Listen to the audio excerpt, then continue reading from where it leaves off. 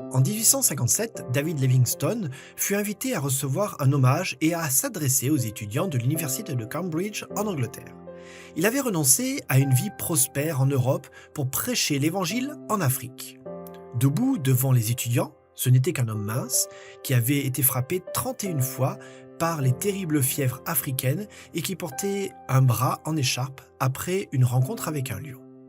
L'Angleterre le célébra comme un héros à cause de sa vie d'abnégation et de sacrifice. Mais maintenant, devant ses étudiants attentifs, Livingstone présenta sa perspective sur le sacrifice.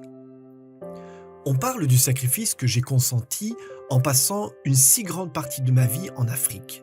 Peut-on appeler sacrifice ce qui n'est que rendre une petite partie d'une énorme dette due à notre Dieu et que nous ne pourrons jamais rembourser? Peut-on appeler sacrifice ce qui apporte sa propre récompense bénie, une activité saine, la conscience de bien faire, la paix du cœur et la merveilleuse espérance d'avoir plus tard une glorieuse destinée? Loin de moi ce mot pris dans une telle perspective et une telle pensée. Je n'ai jamais fait de sacrifice. Nous ne devrions jamais en parler lorsque nous souvenons du grand sacrifice qu'a consenti celui qui a quitté le trône de son Père dans les lieux très hauts pour s'offrir pour nous. De telles paroles nous rappellent que la véritable offrande sacrificielle a été faite sur le calvaire.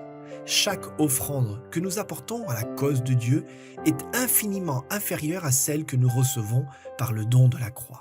Cependant, dans notre sphère humaine, nous sommes invités à apporter à Dieu une offrande sacrificielle. Cela signifie que lorsque nous déterminons le pourcentage de nos revenus que nous apportons comme offrande régulière, nous devons choisir un pourcentage qui soit pour nous un défi à placer notre confiance dans la providence et les bénédictions divines.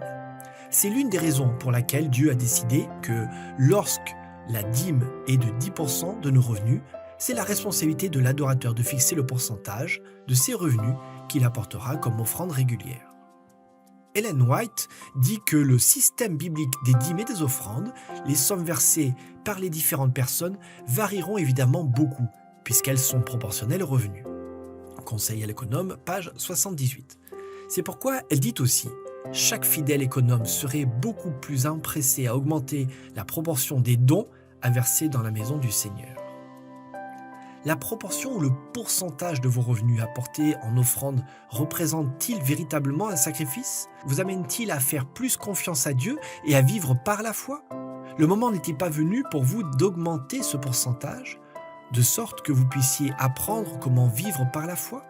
Le moment approche rapidement où tout ce qui n'est pas consacré à Dieu et à sa cause sera perdu pour toujours. Investissons maintenant tout ce que nous pouvons pendant qu'il en est encore temps et apprenons comment vivre par la foi en ayant cette confiance qu'il est encore capable de répondre à nos besoins.